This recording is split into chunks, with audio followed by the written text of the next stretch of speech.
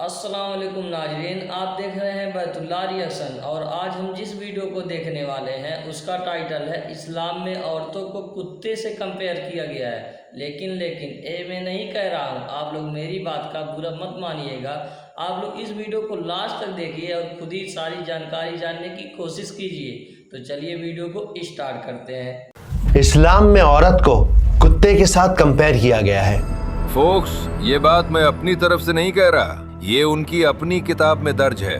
سنن ابن ماجہ حدیث نمبر 950 میں صاف لکھا ہے کہ 3 چیزیں نمازی کے سامنے سے گزرنے پر اس کی نماز کو خراب کرتی ہیں: ایک عورت، ایک کتا اور ایک گدھا۔ حد ہے۔ Hey, what is this? This is very strange. یعنی اگر ایک عورت، کتا اور گدھا سامنے سے نکل جائے تو مسلمانوں کی نماز خراب ہو جاتی ہے۔ یہ لوگ بیوقوف ہے کیا؟ What does it mean? اور یہ روایت کس نے بیان کی ہے؟ پروفٹ محمد کے خاص صحابیوں میں سے ایک حضرت ابو ہریرہ رضی اللہ عنہ نے۔ یہی ہے اسلام میں مائی فرینڈز، جو عورت کو کتے اور گدھے سے کمپیئر کرتا ہے۔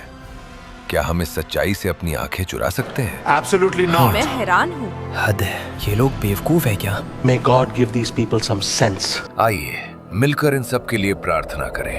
ہے یشوع مسیح، ان سب کو اپنی شرن میں لے جو اس اندھیرے میں بھٹک رہے ہیں۔ ہے یشوع مسیح، انہیں اندھیرے سے پادری صاحب،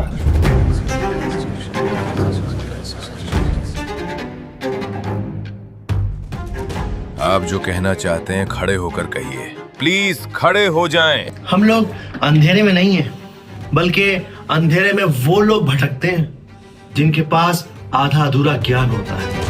Who is this? And how is he talking to the priest? میں خود کنفیوز ہوں۔ کوئی نکالو اس کو یہاں سے۔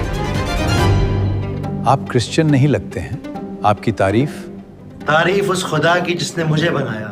میں ہوں ایک مسلمان، محمد مکتوب احمد۔ میرے مسلمان بھائی، تو کیا آپ حضرت ابو ہریرہ سے روایت کی گئی اس حدیث پر روشنی ڈالنا چاہیں گے؟ بالکل پادری صاحب۔ پادری صاحب، اس حدیث کو سمجھنے کے لیے آپ کو 1400 سال پہلے مدینہ میں جانا ہوگا۔ یہ وہ زمانہ ہے جب رسول اللہ صلی اللہ علیہ وآلہ وسلم اس دنیا سے پردہ فرما گئے تھے۔ خلافت کا دور شروع ہو چکا تھا۔ اسلامک ایمپائر خلیفاؤں کی نگرانی میں تیزی سے بڑھ رہا تھا۔ یہ وہ دور تھا جب ہر گھر میں، ہر محفل میں صرف ایک ہی بات ہوتی تھی کہ کس طرح اسلام کو پھیلایا جائے، اسے محفوظ رکھا جائے، اور اسی کے چلتے ہر صحابی اور صحابیہ اپنی طاقت اور ٹیلنٹ کے حساب سے اسلام کی خدمت کرنے میں لگے ہوئے تھے۔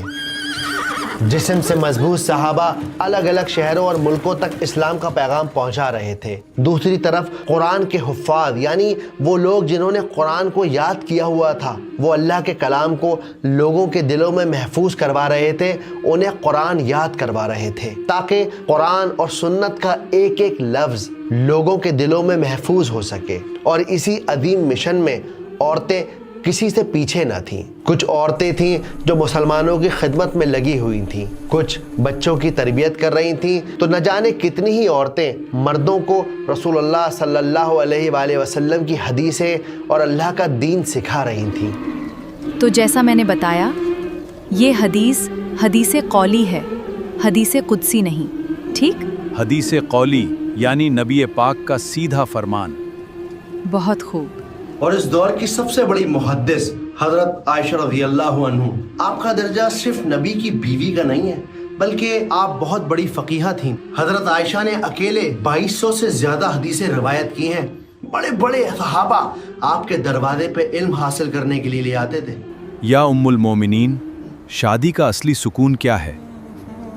ہماری ساری زندگی نکل گئی مگر آج تک شادی کا اصلی سکون سمجھ نہیں پائے۔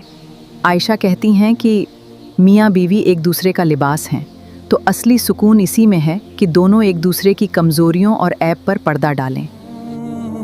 اور جب کوئی صحابی کسی حدیث کو ادھورا سمجھتا یا غلط کانٹیکسٹ میں اسے کوٹ کرتا تو حضرت عائشہ رضی اللہ عنہا اسے کریکٹ کرتی، کبھی نرمی سے تو کبھی سختی سے۔ علم کی دنیا میں جب ایک صحابی دوسرے صحابی کو کریکٹ کرتے ہیں تو اسے استدراک کہا جاتا ہے۔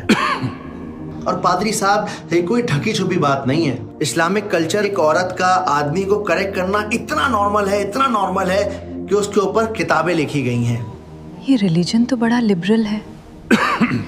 Miss please. जिनमें सबसे मशहूर किताब है अल इजाबा, जिसे लिखा है इमाम ज़रक़शी ने। हज़रत आयशा ने जितनी भी हदीसों को करेक्ट किया है वो सब इस किताब में मौजूद हैं। हज़रत आयशा की अंडरस्टैंडिंग का अंदाज़ा आप इस वाक़े से लगा सकते हैं कि एक रोज़ हज़रत आयशा रज़ियल्लाहु अन्हा को किसी ने इन्फॉर्म किया, ए उम्मुल मोमिनीन, आपने सुना? हज़रत अबू हुरैरा फरमाते हैं कि औरत गधे और कुत्ते के सामने से गुजरने से नमाजी की नमाज ख़राब हो जाती है।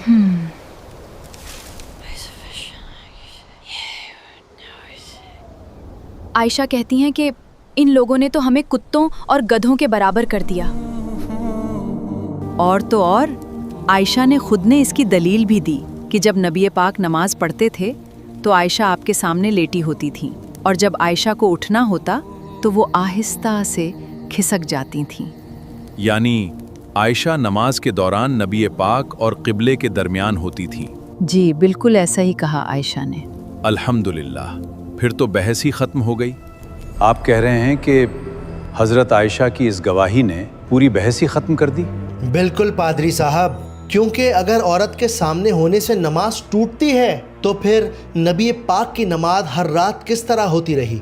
और इस गवाही का वज़न इतना ज़्यादा था कि इस्लाम के 4 मशहूर इमामों में से 3 अबू हनीफा, इमाम मालिक और इमाम शाफी, तीनों ने फैसला दिया कि सामने से गुजरने पर लीगली नमाज नहीं टूटती। सिर्फ इमाम अहमद के अकॉर्डिंग अगर काला कुत्ता नमाजी के सामने से गुजर जाए तो नमाजी की नमाज टूट जाती है।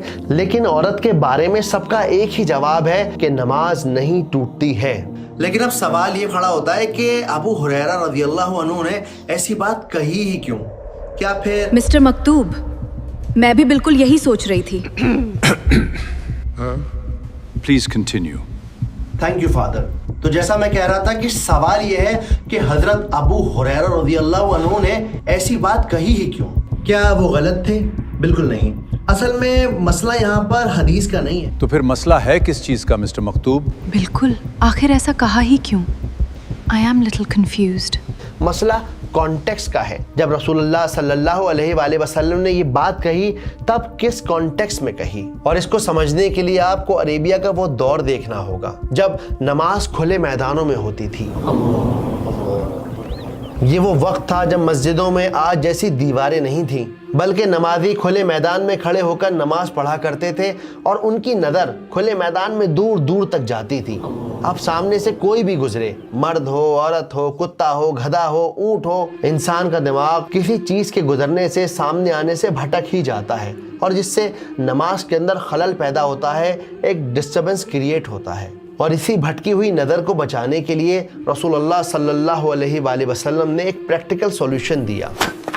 सुतरा, यानी अपने सजदे की जगह से थोड़ा आगे किसी चीज़ को रख दो, एक ऐसी चीज़ जो आपके विज़न को लॉक कर दे, जो आपकी नज़र को दूर तक जाने न दे। असल में सुतरा एक एंकर की तरह काम करता है जो नमाजी के फोकस को लॉक करता है, और आसपास से गुजरने वाले लोगों के लिए भी सुतरा एक वार्निंग की तरह काम करता है, जो लोगों को बताता है कि भाई यहाँ पर एक प्राइवेट कॉन्वर्सेशन चल रही है, ये बंदा अपने रब से बात कर रहा है, तो ज़रा थोड़ा आगे से गुजर जाएं। इवन हमें रसूलुल्लाह सल्लल्लाहु अलैहि वसल्लम की एक हदीस मिलती है कि नमाज काटने वाले को, यानी कि नमाजी के सामने से गुजरने वाले इंसान को अगर ये पता चल जाए कि नमाज काटने का कितना बड़ा गुनाह है, तो वो अगले 40 दिन तक उस जगह पर खड़ा रहे। अब इस हदीस में गौर करने वाली बात यह है कि यहाँ पर औरत के गुजरने पर रोक नहीं लगाई गई, बल्कि सामने से गुजरने वाले पर रोक लगाई गई है, अब चाहे वो औरत हो या फिर वो मर्द हो। और आज भी आप दुनिया की हर मस्जिद में नमाजियों को अपने आगे सुतरा रखकर नमाज पढ़ते हुए देखेंगे। ये 1400 साल पुराना ट्रेडिशन है जो आज भी कायम है। दीन ने तो रास्ते आसान करने को कहा था, लेकिन हमने खुद ही दीन को मुश्किल बना दिया है। बिल्कुल सही कहा आपने बेगम। दलील के हिसाब से अल्लाह के नबी ने नमाजी के सामने से गुजरने वाले को गुनहगार कहा है, चाहे वो मर्द हो या औरत। लेकिन इल्जाम सिर्फ औरत पर लगाए जा रहे हैं। ये कैसी नासमझी है? ये नासमझी नहीं, बल्कि इल्म की कमी है। जब तक हम इल्म की गहराई में नहीं उतरेंगे, तब तक इस तरह के मसले हमारे सामने खड़े होते रहेंगे। पादरी साहब, हदीस का सब्जेक्ट कभी औरतें थी ही नहीं, बल्कि हदीस का जो कॉन्टेक्स्ट है वो इस बारे में बात करता है कि असल में नमाज में फोकस को कैसे मेंटेन किया जाए। और उसका सॉल्यूशन आप सल्लल्लाहु अलैहि वसल्लम ने दे दिया कि भाई सुतरा का इस्तेमाल करो, अपने आगे सुतरा को रखो। और जब इस बात का गलत मतलब निकाला जाने लगा, लोग इस हदीस को गलत कॉन्टेक्स्ट में लेने लगे, तो सबसे पहले एतराज़ करने वाली कोई मर्द नहीं थे बल्कि एक औरत थी, हज़रत आयशा रज़ियल्लाहु अन्हा थी। और कमाल की एक हैरान करने वाली बात कि हज़रत आयशा रज़ियल्लाहु अन्हा ने सबसे ज़्यादा सवाल अबू हुरैरा रज़ियल्लाहु अन्हु की रिवायतों पर उठाए हैं। दोनों के बीच खुला इल्मी इख्तलाफ था जो सालों तक चलता रहा। लेकिन जब 58 हिजरी में हज़रत आयशा रज़ियल्लाहु अन्हा का इंतकाल हुआ, तब आपके जनाजे की नमाज पढ़ाने के लिए सबसे आगे हज़रत अबू हुरैरा रज़ियल्लाहु अन्हा ही सामने आए।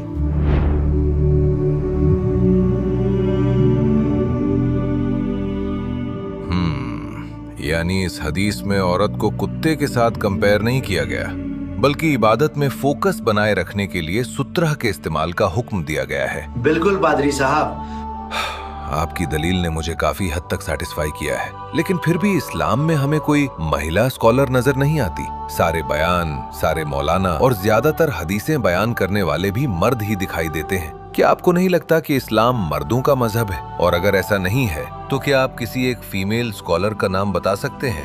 यहाँ फंस गया सीएम। What? कुछ नहीं, नथिंग, ज्यादा नहीं, सिर्फ एक फीमेल स्कॉलर का नाम मिस्टर मकतूब। एक नहीं, मैं आपको 10,000 नाम बता सकता हूँ पादरी साहब। बात है 1990s के ऑक्सफोर्ड की।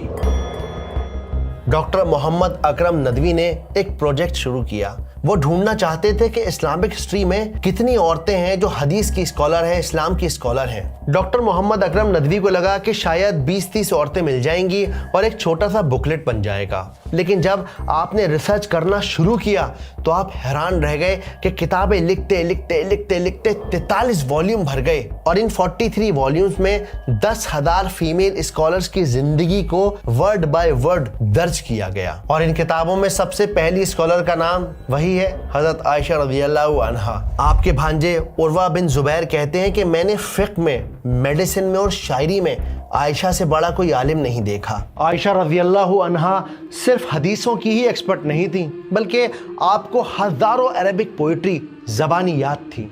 इसके अलावा इस्लाम के अंदर आपको एक बहुत ज़बरदस्त क्रिटिक के तौर पर भी देखा गया है।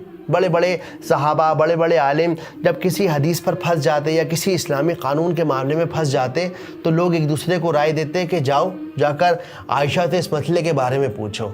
आयशा की चौखट पर सारे इल्म के दरवाजे खुले हुए हैं। अब्दुल्ला, अल्लाह के नबी ने हमें ज़कात का हुक्म तो दे दिया है, लेकिन मुझे ये बात सही तरह समझ नहीं आई।